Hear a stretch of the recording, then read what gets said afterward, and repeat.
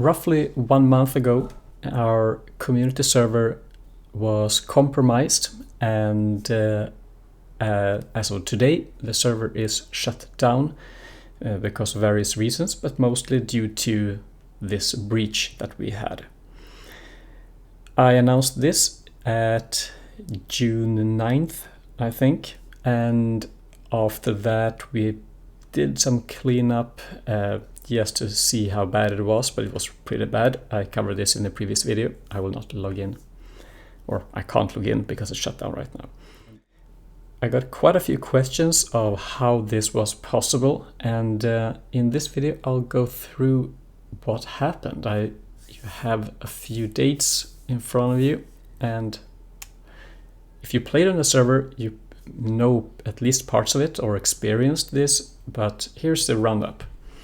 It all goes back to May 28th. We started seeing the logs and during gameplay that we had problems with the server. We had achievement issues. When people were logging in, all the achievements had not been saved and weird things like that. In the logs, we could see lots of error messages like this. Could not save data, no space left on device, no space left, and so on. Like these error messages just went on and on and on and on. So we started to investigate. I sent a ticket to the host support. We did a backup, and well, we tried a few things, and one thing that helped was to disable some heavy space generate or disk space consumers, such as the anti-grief that we had. So during and to make things more clear, this was a whitelisted server for my Patreon supporters and friends. So and we didn't have any problems on the server with this. So during these tests, this anti-grief disable was considered a minor risk because everything was fine. We removed several gigabytes of files, and after some tests, actually the server seemed to work fine. Perhaps we had some lag issues every now and then, and I was waiting for a ticket response, but at least it was working, so we could do stuff and hang around and talk and build things. So for the coming few days, things actually didn't change, and the amount of lag issues went down. So still waiting for a response, but it was working.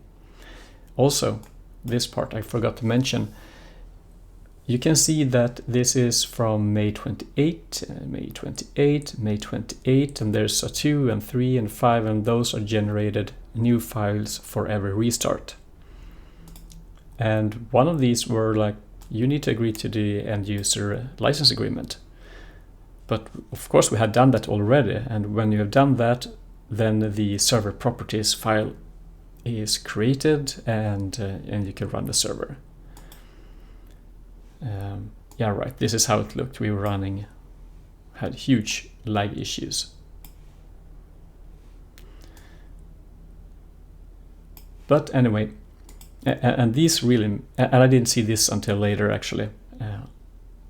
So going back to the timeline,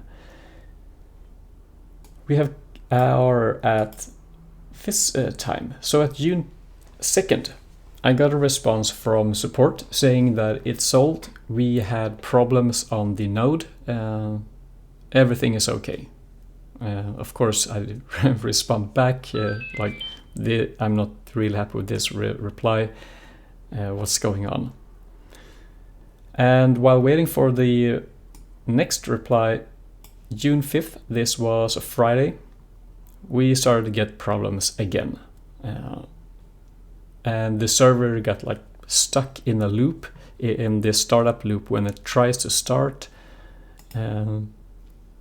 So we can see here June 5th. That was it, right? Yes. No space left on device, problems, and then just fail on starting. Crashing on startup and then trying to restart and just stuck in a loop. So I turn it off this day and waiting for ticket response, because obviously this wasn't solved at all. On June 6th, that's a Saturday, I just tried in the morning to start the server. It worked. I could log in, and we left home. And we were away for like 24 hours. I wasn't at home. I couldn't check server status. I couldn't log in or try things. We were very busy.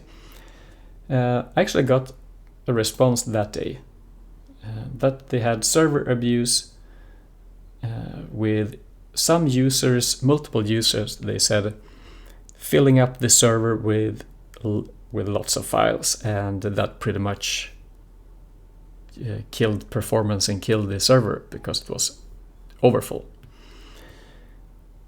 That's pretty bad. So it wasn't our fault. Even though we removed several gigabytes of files, they told us that we could be in the 20-30 gigabyte range and that should be fine, and we were using like 6 or 7 gigabytes. I don't recall the exact numbers, but we had plenty of space according to their measurements, but apparently the server as a whole was full. So I guess no one could play that day. I got home and did a test login, and June 8th, let's see, that's the Monday, I did a test login after work. Seems fine. I know JT was also logged in, and at that time we had the breach, and it looked something like this. Let's see, we're going here at 8. Everything was fine. I could log in, and late at night JT logged off and so on.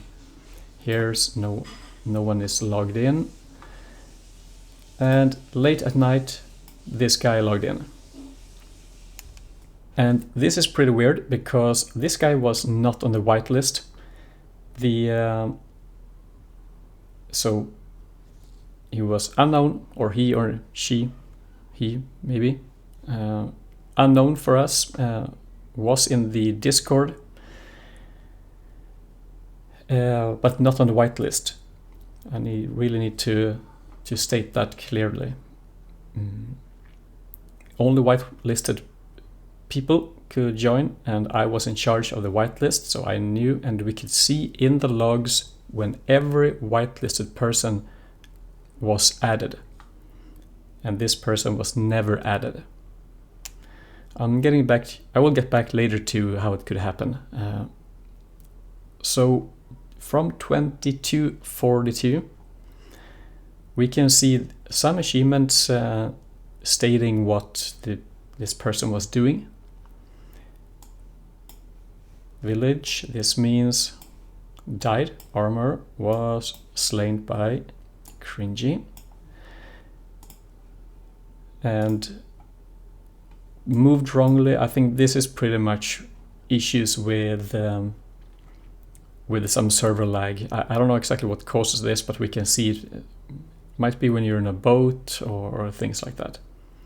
Anyway, so time flies, diamonds, achievements, things like that, and then we're starting to see librarians killed, and some, I don't know, various achievements. And around 1 hour after login, we can see some mass death.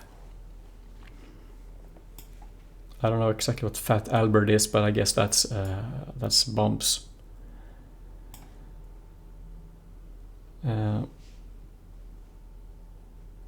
Let's see. Let's jump off to the next page. Okay, here we are.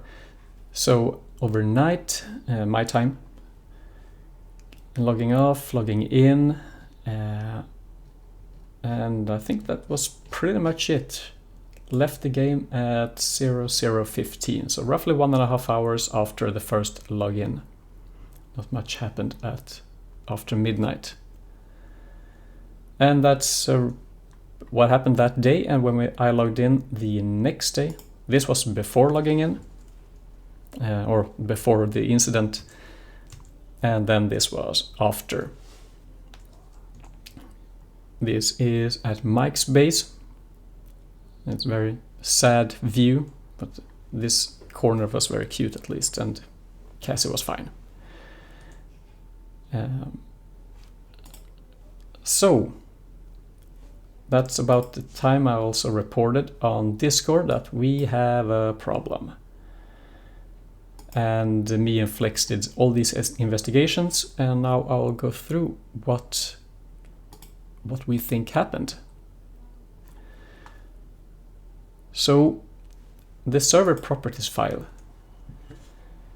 This was the default running. It looks a bit different today because they updated this page, but we have a few leads here. In this file, you get a timestamp when it's generated. And this is how it looked, the server properties file. Here. So June 6, 9:11 in the morning.